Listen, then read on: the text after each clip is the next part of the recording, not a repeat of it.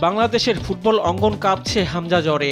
সোমবার সকালে ইংল্যান্ড থেকে দেশে ফিরে জাতীয় স্টেডিয়ামে বিকেলে দলের সঙ্গে অনুশীলনে যোগ দেন হামজা দেওয়ান চৌধুরী। পুরোটা সময় জুড়ে স্টেডিয়ামের বাইরে অপেক্ষা করেছে হামজা প্রেমীরা। সন্ধ্যার পর টিম বাসের সামনে উপচে পড়া ভিড় দেখা যায়। প্রিয় ফুটবলারদের ক্যামেরাবন্দি করার চেষ্টা। শুধু স্টেডিয়াম নয়, আসার সময় বিমানবন্দরে ছুটে যান তারা। ঢাকার বাইরে থেকে ভক্তরা তাকে এক নজর দেখতে আসেন। শেষ কবে বাংলাদেশের ফুটবল নিয়ে এমন উন্মাদনা দেখা গেছে, এমন প্রশ্ন জোরালোভাবে করাই যায়। আর এই সবই সম্ভব হয়েছে শুধুমাত্র হামজার জন্যই।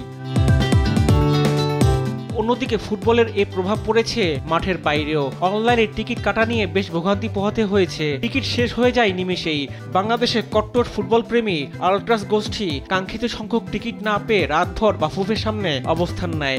ফ্লেয়ার জ্বালিয়ে ঢাকঢোল পিটিয়ে যারা দেশের ফুটবলারদের সমর্থন জুগিয়ে এসেছেন, এবার ঘরের মাঠে গ্যালারিতে হামজা সমিতির জন্য গলা ফাটানোর জন্যই তাদের এই কর্মসূচি।